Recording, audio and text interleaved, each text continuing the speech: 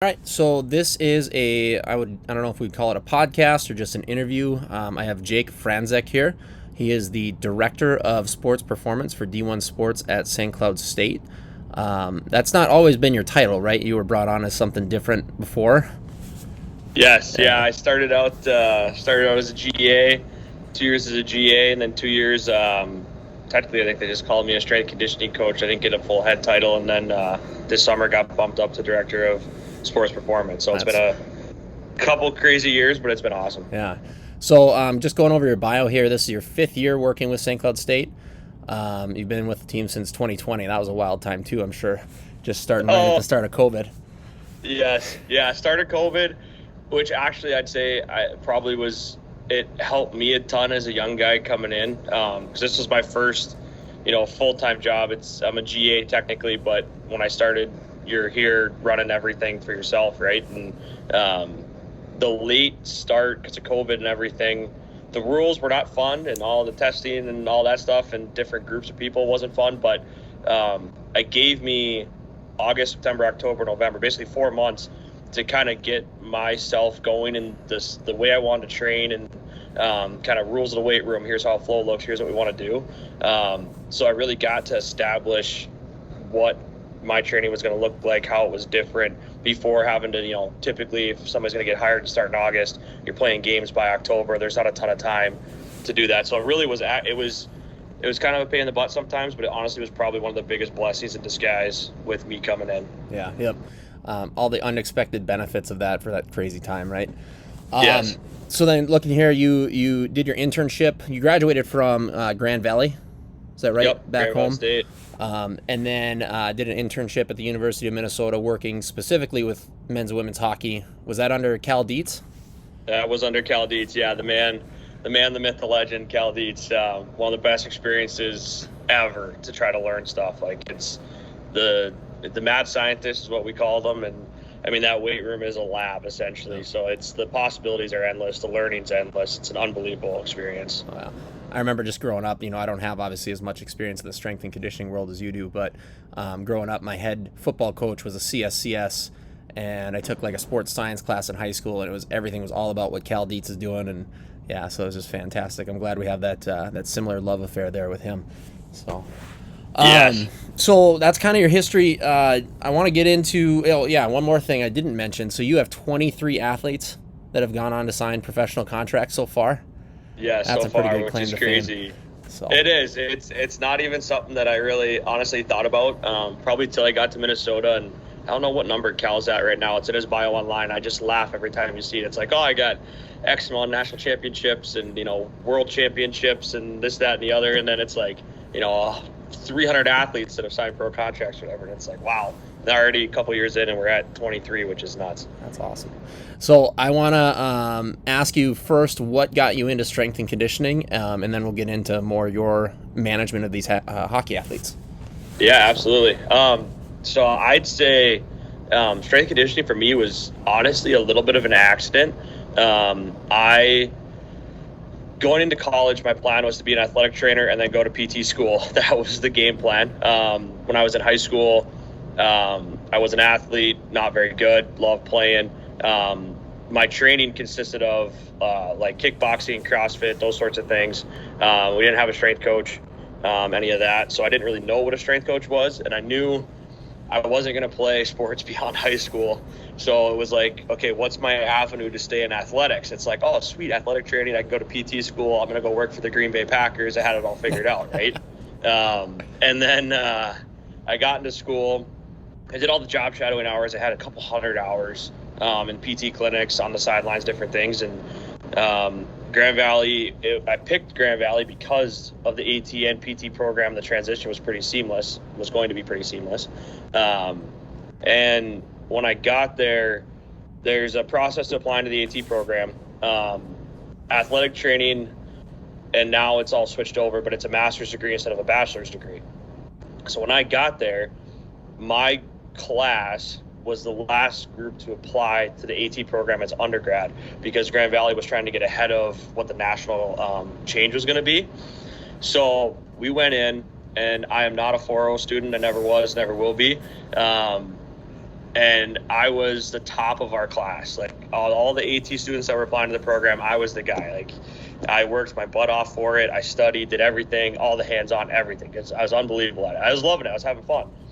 And I went. You had to take an entrance exam. So I always took the entrance exam. There were 17 of us. 12 spots were getting into the program. I literally like blacked out. I can remember still to this day. Like I remember the test booklet hitting the desk in front of me, and the next thing I know, I was walking out of the building and I don't remember anything. Right, and completely froze, completely lost it. So I ended up missing the test by 3 points, which was just devastating to me at the time. And then so Grand Valley, they were going to offer like a transition type program where do a hybrid 5-year plan. You'll graduate with undergrad in exercise science, master's in athletic training. I was like, perfect. Well, the accreditation process and everything takes some time in doing those. So for basically 2 years, I was on that path. I'm just going to do clinical exercise science, waiting for the AT stuff to get done. Well, I go into my last year at Grand Valley the week before my last year started, and it still wasn't done. So I had to completely pivot fields. And that's when I just declared, okay, clinical exercise science, I'm going to get this degree, I'm going to get out of here and then figure out what I'm going to do with my life. And that's when I was in a class with this professor who was tied into the Detroit Red Wings. And they had a group of people going to help with preseason testing that year. And one of the kids dropped out last minute. So I get this call, hey, do you want to come? I'm like, yeah, sure, this will be fun. You know, I don't know much about this, but I've been a Red Wings fan my whole life. Chance to go behind the scenes a little bit. Dang, right. And that was like my first real exposure to strength and conditioning. We were testing and helping out with all that. And it was fun. And then I had an internship in a small setting. It was kind of like a speed-based performance center down in Grand Rapids. Did that my second semester of senior year. And then that's when Minnesota came up. I was supposed to be at Minnesota for 3 months, from May of 2019 until August of 19. And I was going to be done. But I got to Minnesota and just fell in love with everything that was going on. I enjoyed some of the experiences before, some of the things, but I was like, man, this is awesome. Like it blended the science and the research and the stuff that I really enjoyed learning about with the training. It's not just, hey, here's 3 sets of 10 on this or 5x5 on that. There was like so much thought that went into it. Every day was just a blast learning. And so that's when I made the decision, probably in July, talked to Cal and I was like, hey, I want to stay. I'm unpaid, but like, can I stick around for a year? I just want to learn. And that's when I kind of decided to go into strength conditioning. So it was like a last minute change of plans. So I was an unpaid, you stuck there, they didn't even have a position, you just said, hey, can I hang out for a year? And they said, yes. Yeah. That's awesome. Yep. Yeah. So. Did a lot of side projects, a lot of side hustles, delivered groceries, you know, all the fun stuff, the grind of it, but I wouldn't trade that for the world. Just you're in love with it, you enjoy what you're doing, and it's like I'm absolutely going to go all in with figuring this out. Yep. My parents thought I was nuts, but most people it worked out well. Yeah. Yeah. Everyone is crazy until what you have planned works out, and then you look like a mad genius. So yes. You had an interesting thing there, and that made me think about you know, I'm board specialized in orthopedics and sports, and I took those exams after I had gotten my DPT licensure, and then they commonly will say those exams are about 7 years out of date, meaning that even though you are credentialed and it's a high level certification, all that stuff, the tests, how they develop the questions and stuff, they're so far behind what current research is showing. And then so my question to you, this isn't on the sheet, but based on what you learned in school versus how you're practicing, how many years do you think it would take to catch you up from a baseline textbook knowledge to what the field's actually doing? How far behind are we in the textbook realm? Oh, the textbook. And so the caveat to that I'll say is Cal and what he's doing is probably 5 years ahead of what everybody else is doing that's pushing the field forward. And that's probably, you know, 5 to 10 years ahead of what's in the textbook, right? So there's levels to that. But there's actually a funny story. Because I wasn't planning on strength conditioning. So typically when you're finishing your undergrad degree, you're already in the textbooks. You learned all this stuff. You're going to go take your CSCS exam or whatever certification exams you're going to do. I wasn't planning on being a strength coach. So I'm learning all this stuff out of the textbook. I go to Minnesota, and then all of a sudden I'm realizing, oh, shoot, if I'm going to be in this field, I need a certification. Well, I spent a year learning what Cal is doing and thinking in this like very forward mindset. So I remember having to try to study to take the CSCS test. It was the most painful process in the world because I'm like, I was up here learning all this cool stuff, and I had to bring it back 15 years into the Stone Ages to try to do stuff. And I remember taking the test and answering questions, and I'm laughing answering the questions because I'm like, I'm putting the correct answer for what the question's asking and what they want, but I'm like, this information's already outdated. Like, this isn't even correct right now, but I have to put this answer. And I got the certification, thank God. Then I was kind of done with that. Yeah, funny stuff. Yep, I feel the same way with those 2 specialty exams too, because it's sitting there like, okay, yep, for this, whatever pathology we're working on, we generally do this, this, and this, and I look back and I'm like, oh yeah, that's what they want for this right now. And it's just, you need them, right? You need those levels of testing, yes, in some way, shape, or form, even if it's just to say, hey, yep, I knew the rules way back in the day, and then okay, now move forward. But yes, it's good to laugh about on a podcast too, I guess. But 100%, 100%. So let's get into the meat and potatoes of what you do. So you are the guy for D1 hockey at St. Cloud State, men's and women's team. Yes. One of the things right away, how, if at all, how do you treat those 2 populations? Do you treat them relatively the same? Do you treat them differently in terms of what you're doing with them, the men's teams versus the women's teams? I would say, so now, fast forward, I'm 5 years into this, it's very similar. So some background to that, when I got here, men's team has been really good historically for a long time before I got here. Women's team, newer-ish team. The level of athlete was very drastically different. So I have men's athletes who, depending on their training background, might have been good, might not have been good, but there's at least a training background with these players, right?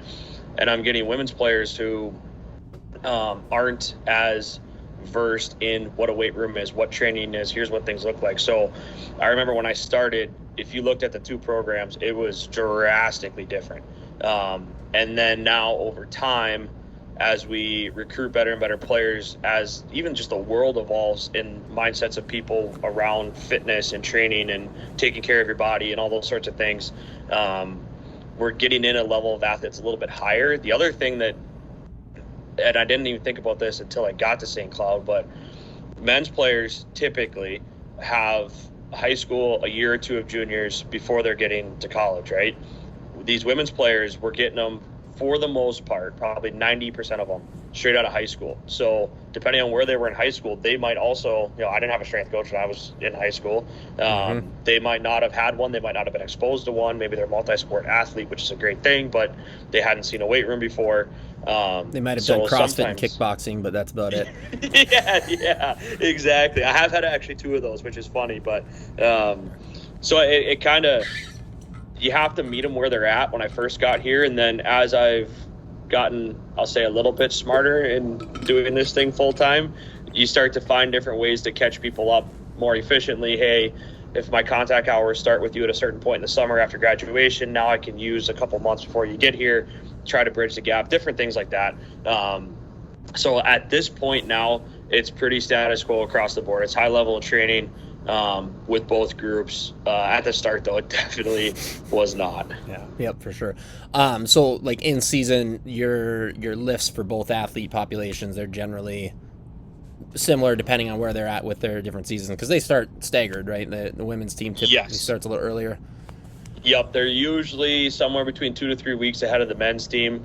And then the first half of the year for both teams in terms of off weeks, things like that, usually, granted, the women start a few weeks earlier, usually timeline-wise lines up pretty similar. Second half of the year, women's hockey doesn't have a bye week. So, and it's always been that way.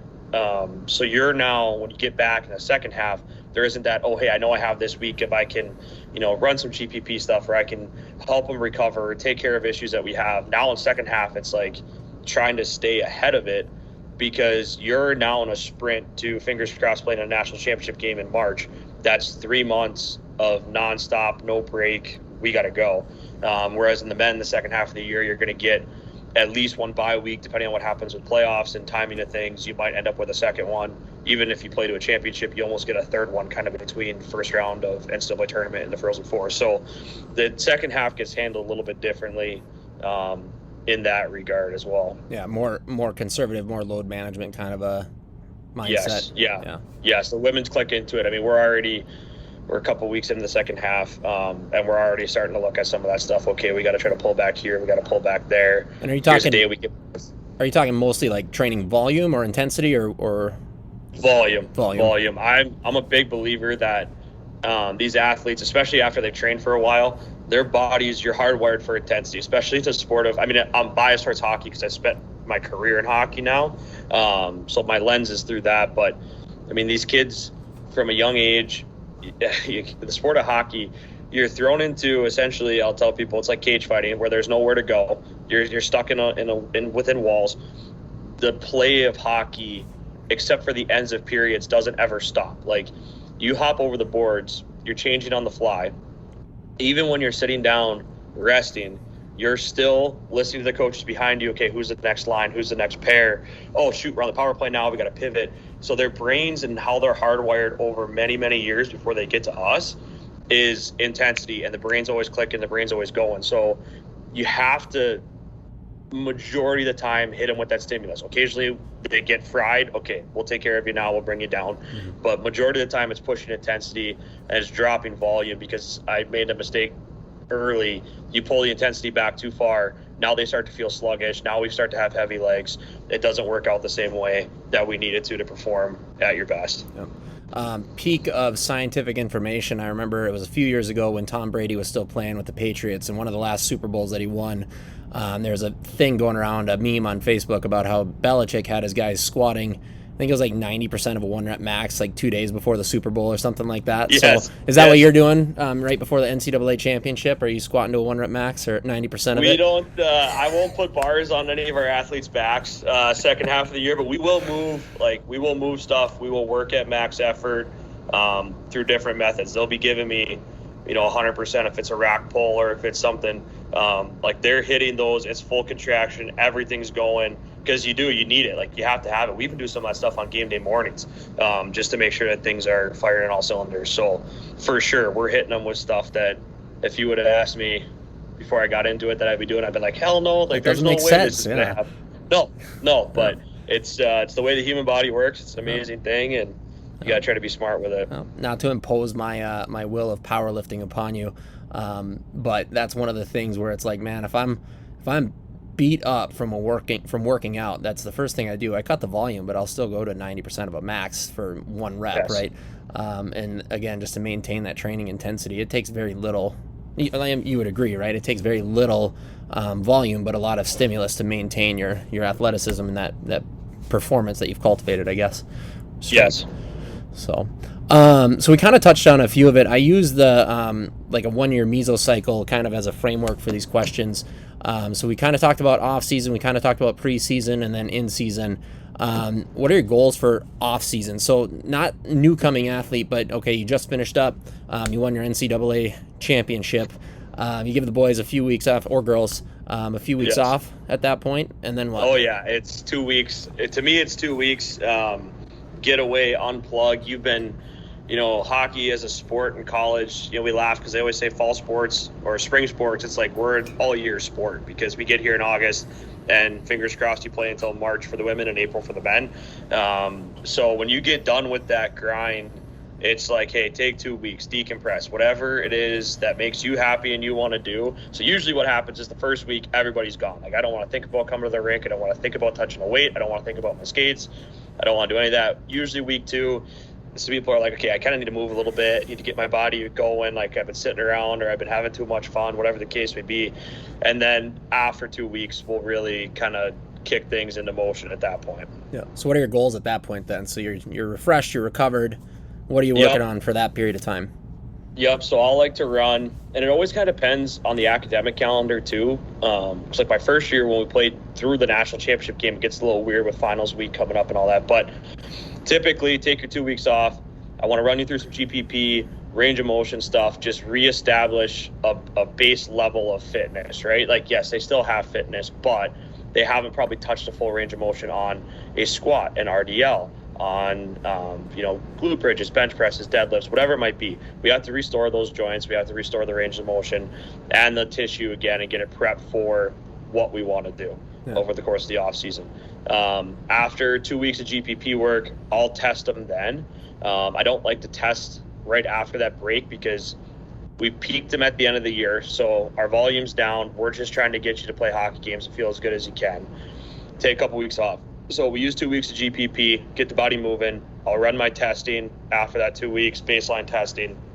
And then we're hopping into, I'm very coming out of Minnesota and Cal, triphasic base. So we're hopping right into isometrics off the hop. And then that kind of sets, the first 4 to 6 weeks are standard every off season. I switched the order now. Cal did the same thing. We run isos first, we run eccentric second. I actually dropped concentric out and I move into power. So the first 6 weeks of training are right there. Plus 2 weeks each? So 8 weeks. 2 weeks each, yep. So 2 weeks isometrics, 2 weeks of, what was the next one? Eccentrics. And then you say you took that out and you're going right to power? I took concentric out, yep. So okay. The original triphasic model was eccentric, then isometric, and then concentric. We found there's better results. And again, looking at trying to establish range of motion, those sorts of things, if we can get you into isos first, you can learn to hold those deep positions. You can learn to be strong in those deep positions. Now we give you the eccentric loading, moving through a range of motion, the transfer and how quickly you see jumps in, speed, athleticism, and strength was way faster. So we go isos 2 weeks, eccentrics 2 weeks. The concentric, what we came to realize, I say we, Cal, I was kind of there for part of it, but mostly Cal. Concentric and power, what's the real difference, right? Okay, concentric, we're focusing on the movement. Okay, well, power and speed and whatever else you want to train, it's the same thing. So why are we taking, a short off season? We're taking 2 weeks to focus on just concentric when we'll throw you right into power. Like, let's go. Let's get you moving. You've been primed for 6 weeks at that point of training. Let's go. So isos 2, eccentric 2, power 2, and then I start to individualize on what we need at that point. And then so what we need, that's based on your testing? Yep. Okay. So it's based on the initial testing, and then I run a 20-yard sprint on first day of the week, so typically Monday, year round, and then the 20-yard sprint, especially in the off season, I have a 10-yard split on it. And then Cal had a tool that he developed years ago, and essentially I plug our numbers in off our sprint times, and it shows where our weaknesses are. So once we've established a base of fitness, now I want to train what you need at any given time. So there's some give and take. So I'll use the 10-20 tool. I'll use the baseline testing too. So if we have a kid that's extremely weak, maybe they're twitchy, but they're very weak. Okay, yes, 10-20 tool says you probably need speed. I know you need strength. So then we'll kind of toy with that at that point. But the 10-20 guides a lot of the decision making when I'm choosing kind of what we're going into and what we're moving through. So you're looking at for the 10-20 tool, the first 10 yards versus the second 10 yards, like acceleration versus follow. Yes, essentially. So if you have a really good accelerator and you're really slow in the second half of the race, speed in general, right? And then inverse of that, if you're slow accelerating, you're really fast in the second half, okay, we need more power to work on the acceleration piece. There's some nuance in there. He's got thousands and thousands of data points behind it from a bunch of combine stuff that he collected over the years. So sometimes you'll hit like some mid grounds where it's like power speed or speed power or strength power, strength speed, whatever. In general, the easiest way to explain it is your power or speed based on you're either really slow at the start or really fast at the start, and then we kind of work on those qualities from there. It's funny you said that that point there about, this shows you need some speed, but you're also weak, so we're going to start with strength. Yes. That's probably one of the number one things that I say my entire clinical population from a physical therapy standpoint, but athletes too, where it's like, it doesn't matter what these tests tell me until you meet like a threshold of some level of strength on something that we're working on, right? Because if you can't do X, Y, or Z with good form, with a good amount of intensity, the test really doesn't do anything to change it. We're going to start here either way. So, Yes. yeah, I think that's a really good recognition right there of challenging these athletes to be a little bit stronger than what they are and not just focusing on their sports. But For sure. so you got in to testing. So you do the 20-yard sprint. What else are you doing for testing? So baseline testing protocol. So start of the off season and middle of the off season is the same. So we'll run the sprint test, and then I've got a couple different jumps. So we have our pause jump, non-pause jump, and then a vertical jump. Just mostly vertical. Everybody loves it, and the NHL teams like to see that number. So those are our three main jumps there. I do a single leg jump off left and right side. Looking for, from the sport of hockey perspective, single leg power explosiveness is key for skating, but also from an injury perspective, because we'll find asymmetries left to right side, because these guys, girls, you've been skating for so long, naturally you develop something over time, even over the course of a season. I mean, players who have been with me for 3 or 4 years coming out of a season might have an asymmetry. You're used to, I love stopping on my left foot. I always stop on my left foot or start on my left foot. Okay, so we have to bring you back to, a level. I don't want people, well, if they are perfect balanced, that's great. Reality is, their athletes are not going to be perfectly balanced, but trying to look for people to get within like 3 to 5% side to side. So those are the jumps there. And then I run a 3-rep max on hand supported split squat, and then a 3-rep max of bench press, and then max reps on neutral grip pull-ups. And that's spring testing. So start of the off season, middle of the summer. In the fall, return to camp testing.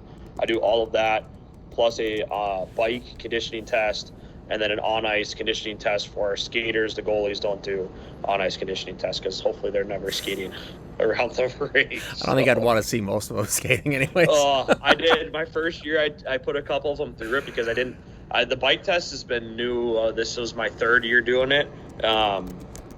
And so initially I was like, the goalie's got to do something. I can't have all my skaters doing conditioning work, a conditioning test, and then my goalie's not. They're just getting off the hook. It was painful. I was like, nope, we can't do this. I felt bad. I'm like, I should have never done that, but being young and stupid at the time. So one of the things that came out there, so you look for, I was going to call out the asymmetry percentage, and then you said 3 to 5% is what you're hoping for, is less than Yes. that. Yes. Without saying any names, have you seen any of my athletes that I've rehabbed, and then when have you put them through testing, and then is there asymmetry hopefully within that 3 to 5%? Yeah. One for sure, one of our women's players, I remember she started initially in some of the rehab stuff. I think we tested at 18%, I want to say is what it was, side to side. And then I want to say it was within 2 months. I'd have to look at my actual numbers again. I want to say it was in 2 months. It got down to like 8% or 9% or something like that. I remember she's like, oh my God, this is working. I was like, yes, it's working. John's a smart guy. You're working hard. You're a smart guy too. So she did the work. So that's the, yes. And then all of a sudden, I think it was a month after that, maybe it went from like 8% down to 2.7 or something like that. And she's like, wow. And I was like, well, there you go. Like everything worked the way you wanted it to. We're off and running. Life is good. Yeah, you don't have your original parts, but you're functioning pretty well now. So yeah, exactly. You're a robot. It's better than being the original parts, right? Hopefully. So off season, you test pre, and then midway through, do you test before the season starts again or no? Yep, we'll run. So the first week on campus, because the coaches, and again, both teams are a little bit different because of timing wise, but the coaches can't get on the ice right away, and you're within your hour rule. So I kind of divide up my testing, call it Hell Week, if you will. The women's I do in about 3 days, because usually they like to start, like I'll test like a Wednesday, Thursday, Friday, and then they're off for the weekend. The coaches get on the ice on Monday. With the men's team, I usually run it across the course of a week, and then we finish with the bike test on Friday. So that's always a fun finish. So that's the start of kind of welcome back to campus, welcome to the preseason. And it works out well because I'm not trying to fight fatigue from what they're doing on the ice. So now I can get good numbers, accurate numbers that I can then use to compare did we do what we needed to? Did we not do what we needed to? And then I can tell the coaches everything. They're off and running with them the next week that way. So it works out pretty well. I have the support of the coaching staffs, which is huge because they let me, if I recommend, hey, I want this or that, they say, perfect, here you go. And then they get on the ice with everybody, and we're into training basically after that point. So off season, just kind of put this into framework. They come back, they do GPP for 2 weeks. You put them through the triphasic model, then 6 weeks. Your testing, does that occur at the start of the triphasic, or is that at the end of it? So our initial off-season testing will be day one, essentially, of ISOs. I drop the ISO lift. We're not doing day one lower. We'll test that day, and then I'll jump into my upper body lift on Tuesday, and then we just stay in that cycle. And then usually, and again, depending on how long you play, because that determines kind of where the midpoint is, I'll get 10 to 12 weeks of training in total, and then we'll test in June. And then you get about another 8-ish, 6 to 8 weeks again, depending on when we return, when classes start, all that sort of thing. So you kind of have initial testing, 10-ish weeks, testing again, another 8-ish to 10 weeks, and then test preseason, off and running. Gotcha. And then so the triphasic, you just run that once, right? That's the first 6 weeks, and then you get into your methodology of programming? Yep. So I run the triphasic once. I'm in the process right now of trying to figure out how to fit in a second cycle, almost accelerated. I'm looking mostly at the women's team because your season ends earlier, so I get a good chunk of time with them before the school year even ends, and then you're coming back and getting going. So I've started playing with, that's kind of my project right now, is kind of how it all lays out. But almost looking at sneaking in a second one, or at a minimum, like a week of ISO, a week of eccentric or something, just to hit some of those forces, some of that traditional strength again, and seeing how that works for us from a performance perspective moving into the year. If we can hold on a little bit better, if we can develop more, does that put us in a better spot day one, starting the season type thing? So right now it's only one. I think the women this summer will go to 2, and then the men most likely will go to 2. I just have to move some things around, and in a perfect world we play through a national championship, and then I'm only running 1 because I don't have time to do 2. So so then you switch to in season, right?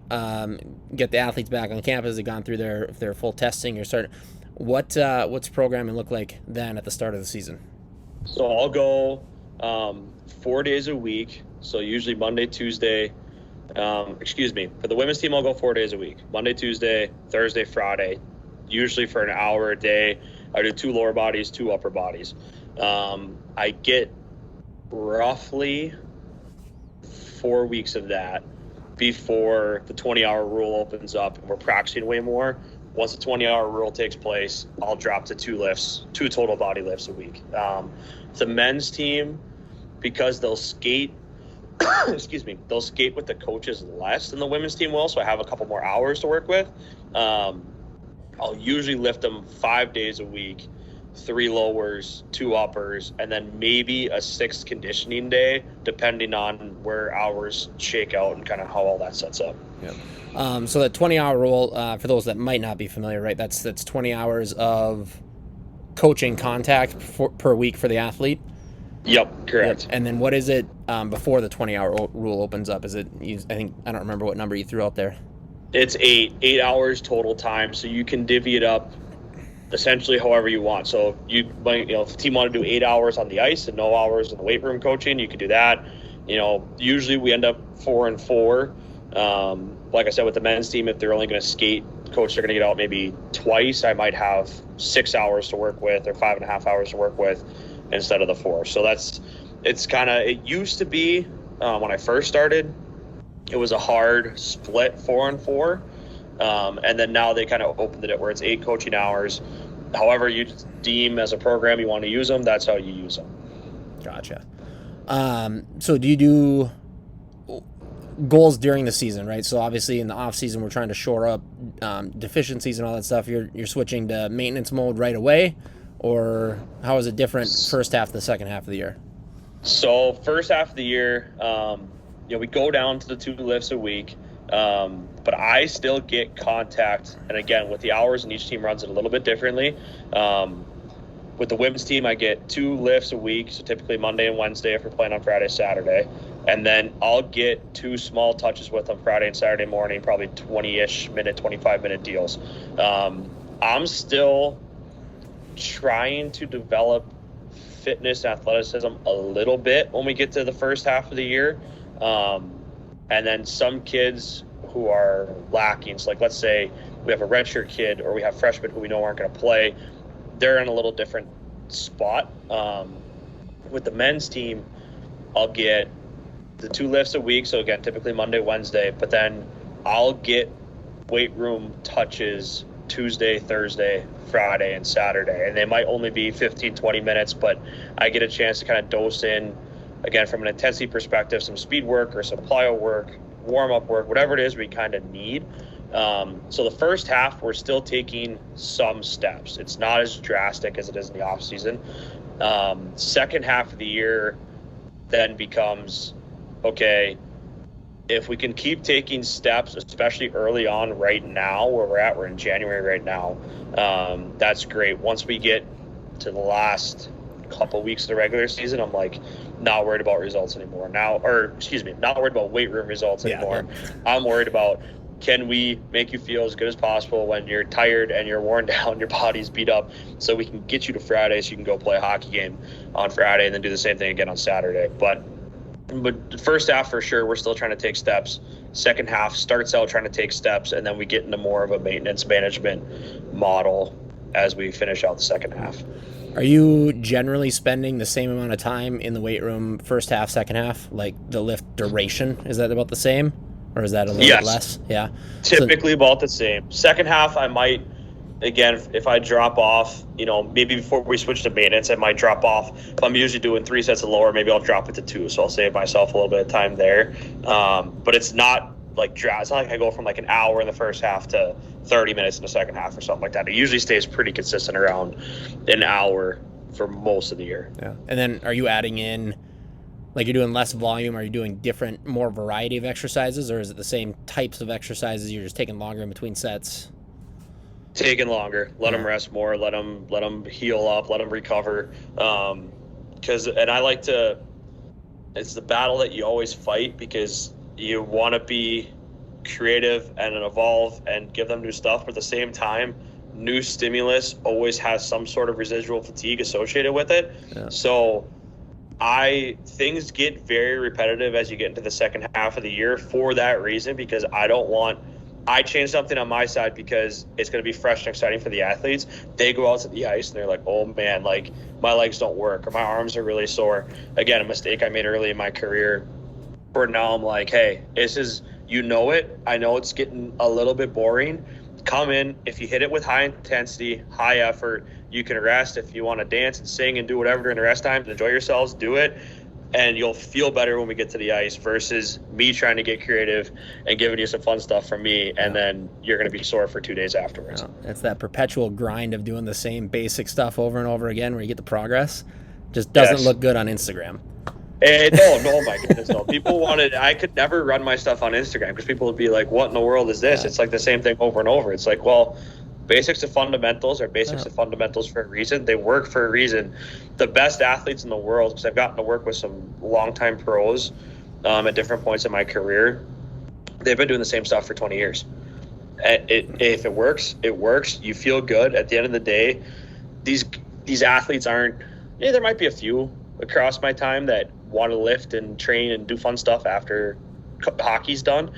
At the end of the day, you are doing everything in the weight room to be better on the ice. So I don't need to kill you and make you sore and feel like crap because I want to have some fun in the weight room if it's going to be detrimental to your ice. You want to go out and play hockey and win games. At the end of the day, that's what it is. Very mature approach. So another thing that just popped in my head while you were talking, have you seen, talking about an inferior winter sport now with basketball, have you seen LeBron James's squat video from a number of years ago? Yes. Yeah. Do you think he could fix that or no? So that's, again, this is the Monday morning quarterback approach when you're watching it on social media. My experience, I've only ever had one hockey player that had length similar to LeBron. Before I had that hockey player, I would have said, oh, yeah, he's doing this wrong, and the strength coach is an idiot for this, and, like, you need to be doing this or that. And then I had this kid, and within 2 weeks, I was like, oh, man, everything that I used to, like, be people are dumb and what are you doing? I'm like, I can't. Like, there's no way. Biomechanically, you are not going to move that way. It's just God gave you that. We have to work with that. I can't try to change you. Yeah, I had an athlete, very, very tall individual. He's playing D1 basketball now. And that was one of the things too right away. I'm like, I don't know, as I'm watching him squat, I'm like, I don't know if I can fix this, but I at least got him to the point where his knees weren't caving in completely every single time. Yes. So, 100%. I heard a strength coach one time, a basketball strength coach actually, because you're always trying to find stuff from different people. You don't want to get too very funneled into the hockey world, but you want some outside influence. And this guy, he was talking about the same thing, these long athletes, these athletes that aren't your traditional short, stocky, I can move a bunch of weight type people. He goes, his rule of thumb was, if I'm doing an exercise with this person and they look physically ill while they're doing it, not the biomechanics, not any of that. He goes, but you can look at an athlete's face and they look physically ill doing it, I'm done with that. Like, I'm not, if I can get you into a range of motion or a position that's going to be a little bit more advantageous for your size, I will 100% change it, because God gave you height, didn't give me height, but he gave you height, and I have to figure out how to help you now and meet you where you're at. Yeah, triple down on what they have and forget the rest. So yes. So we're at about 40 minutes here. I was hoping to keep it a little bit under an hour. I got a couple more questions here.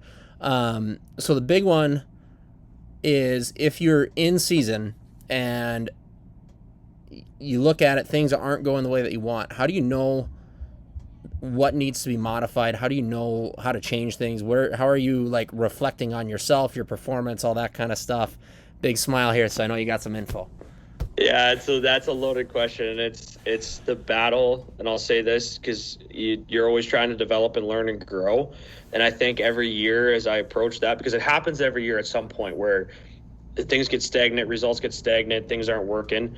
There are so many avenues that you have to consider. Initially, you look at it, again, the textbook way of looking at it's like, oh, okay, if we're not, our 0 to 10 is really bad, okay, I got to work more power, got to work more speed or whatever.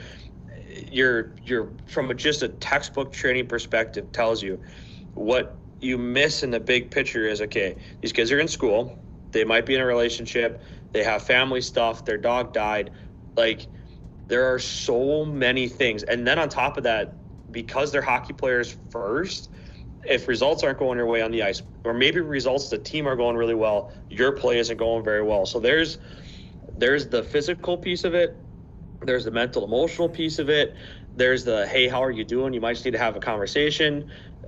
Maybe somebody as a freshman comes in, they're not clicking with people very well, they're not making friends. There's 100 different avenues where it could come from, right? So for me now, as I've hopefully matured a little bit and gotten smarter with my approach, I start now with conversations with players before I do anything, because I might look at times, or I might look at how we're moving in the weight room, or what we look like on the ice during practice. And initially I'd have been like, oh, I need to change this. This is going to solve all the world's problems. I'm a genius. Well, no, you have the conversation and go, hey, where are we actually at? Thankfully I have good leadership groups on both sides. I'll pull them aside right away if I start seeing something. Hey, where are we at? What did we do? Hey, maybe we had a good weekend and we had a fun night on Saturday, and that's all it is. It's that simple, right? You're never making decisions based off of one day, one workout. It's got to be, It's a full approach picture. And then same, I'll have, again, the coaching staffs here are unbelievable. I'll go talk with them. I'll be like, hey, what are you guys, did you get on in video today? Did they have a bad video session? Is that you might have came in on a Monday morning, we might have swept over the weekend. You come in on Monday morning and maybe the video wasn't what the coaches like. So before they get to me, they're going to get in a little bit of trouble. All of a sudden your mental, emotional state from that, because they play hockey, you're focused on, oh man, on that shift, I screwed this up, or I know we're going to do this drill in practice. Their brains are already in a different place. So if your brain is foggy and clouded, I can't get the 100% best out of you in the weight room. So now I want to make a decision to change something. I didn't need to change it. The issue is the video is what kind of changed your day, right? So it's conversations with everybody and trying to figure out where the missing link is, and then you address it from there. Sometimes it's physical, sometimes it's mental, sometimes it's just, hey, this is what's going on. You got to kind of ride it out and let things settle in. And that's the hard part, I think, is, my life and my job is the weight room and performance. So you want to just change it right now. Hey, I can fix this right now. It's not always that simple, though. Yeah, there are things way beyond the weight room, obviously, that's going on in their lives. You guys have assistance programs available for the athletes in some way, shape, or form, right? Yep. So you start with a chat, talk to them, and then say that doesn't fix things or doesn't get them moving in the right direction, then have them reach out for assistance right away, or do you connect more with the coaches? What are the steps that way?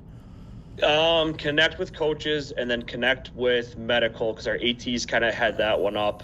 I can recommend different things, but the ATs ultimately make the final decision, or coaches. So conversation with the coaches, conversations with medical, and then each team has designated sports psych, essentially. So that's kind of the first step. And then it kind of becomes patient-client privilege, and then it's AT and sports psych kind of working through things. And if players want to come and talk, like I've always said, it's an open door policy. I don't have a door with my desk, but open desk policy. If you want to come, take a seat and chat, whatever, like we're always here for you. But, if you identify it, usually it's kind of like, okay, here's the channels, we'll funnel it through and then get you the help that you might need. Yeah, absolutely.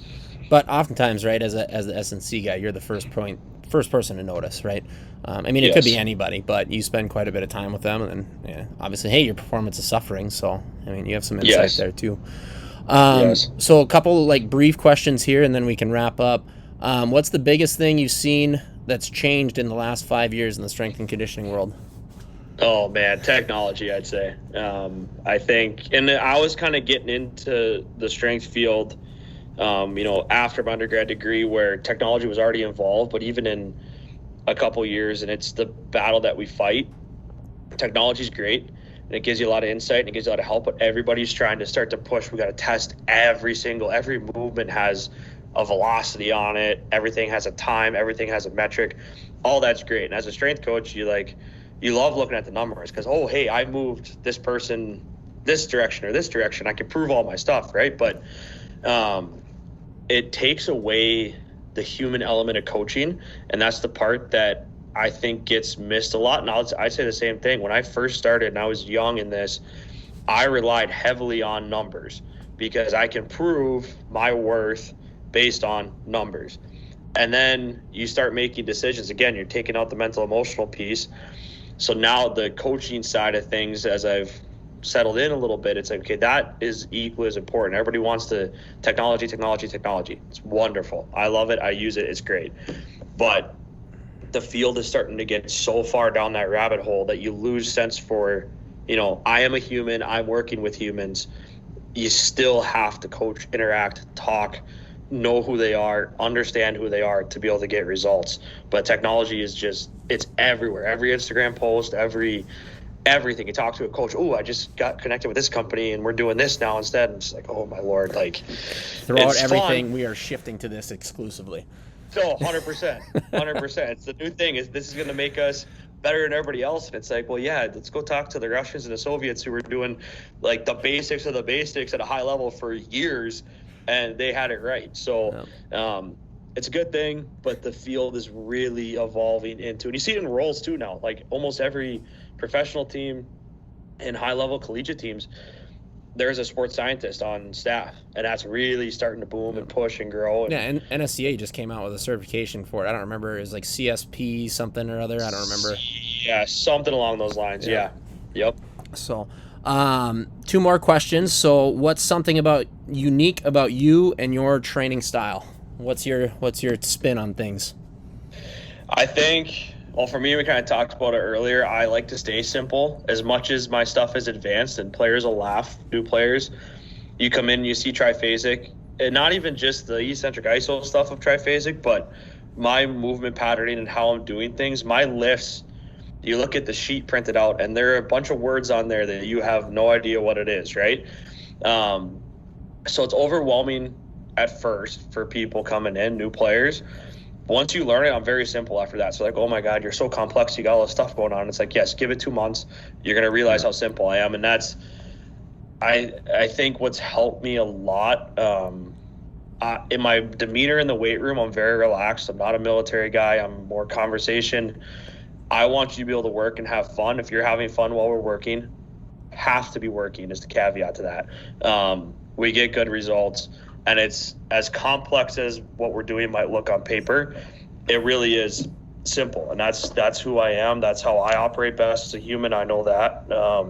And then it translates to the athletes, and we had a women's player this year transferred in, and the first 2 weeks she came up to me, she's like, "You don't ever yell." I was like, "No, if I yell, that means something really has gone sideways." And people know that if I'm going to raise my voice, and that's my approach to things. That's the way I handle it. And it's simple. Is it, I can't remember. I heard somebody say that one of the coaches, or was it you, has 3 blow-ups per year that they get to use, and they can't use any more than that. Is that you or one of the coaches? It's one of the coaches, and I'm kind of in the same boat, because, and it's a little different for me in my role, but if I say something, if I'm really going to get on you, it needs to mean something, and it does. Players know that. If I'm going to lose it, which doesn't happen very often, it works well, because now there's no, we're going to kind of get a little bit better with how we're doing things. It's an immediate, nope, this is cleaned up. We're good to go. We're off and running.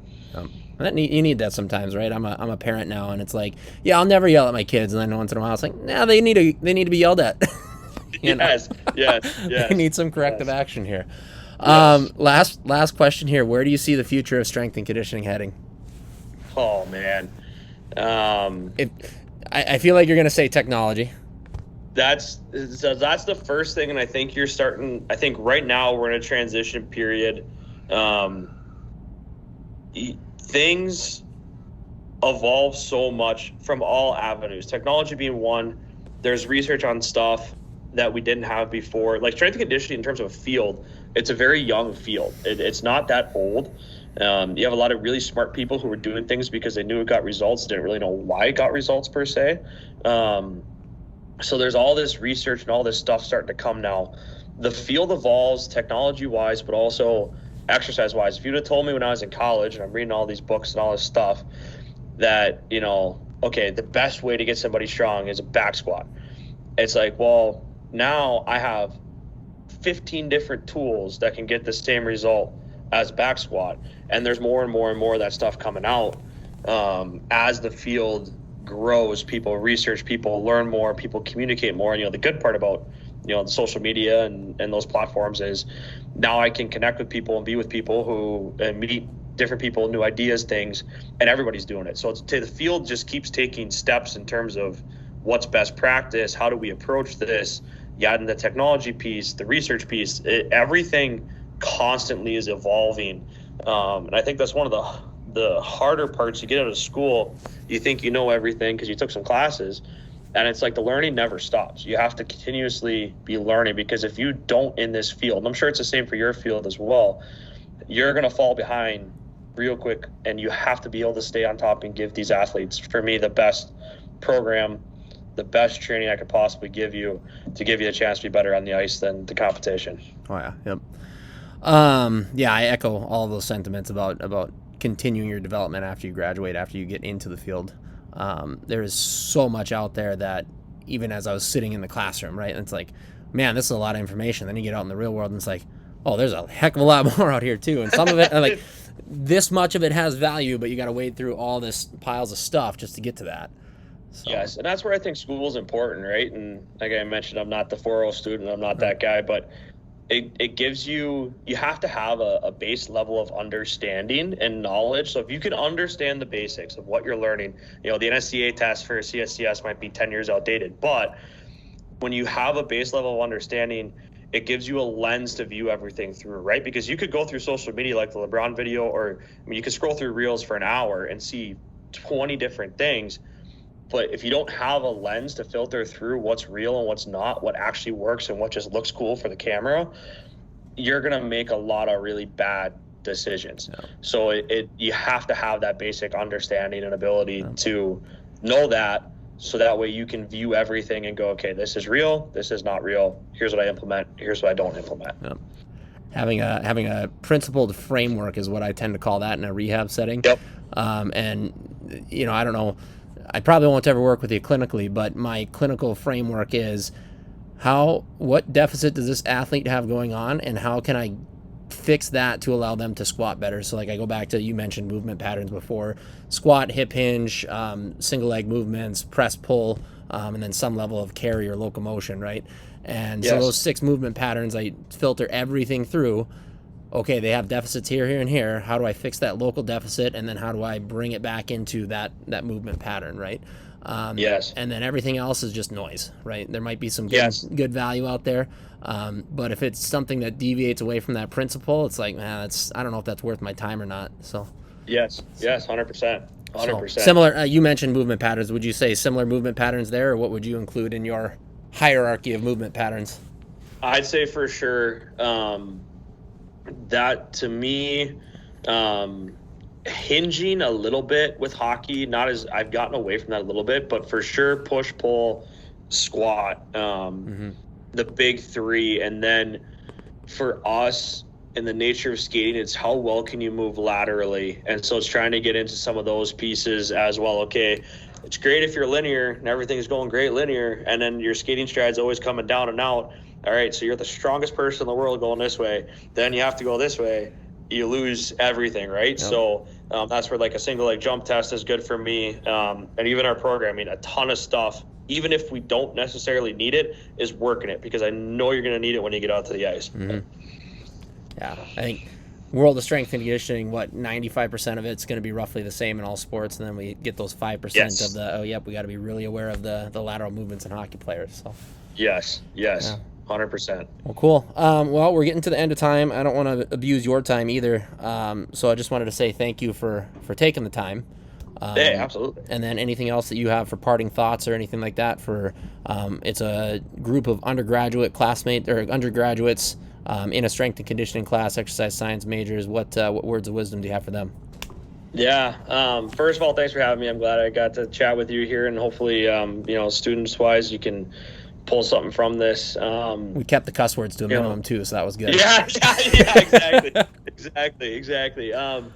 I'd say, and I had mentioned this to you when we were talking before, but the school piece of what you do, and we kind of talked about it with one of the last questions, but the textbook stuff and the things that you learn in class, it's great for a baseline. It really is. But I took 130 some credits in undergrad.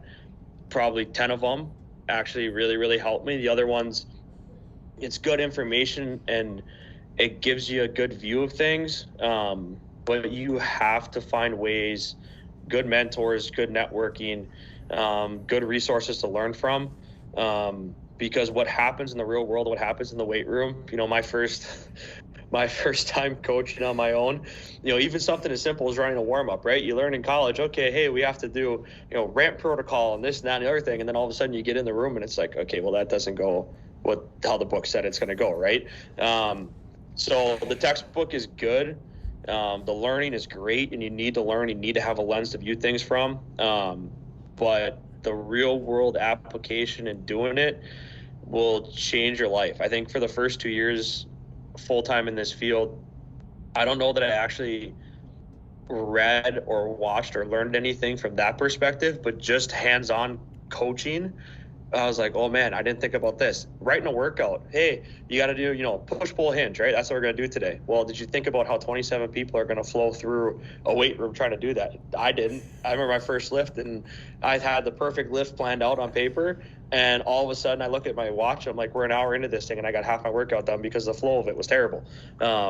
So textbook is good, school is good, learning's good, but you have to be able to then evolve and adapt after that, because if you don't, you will sink so fast, and it happens before you know it. You got to enjoy learning, got to enjoy reading, but hands-on experience, nothing will ever replicate or beat that. Nothing. Dang right.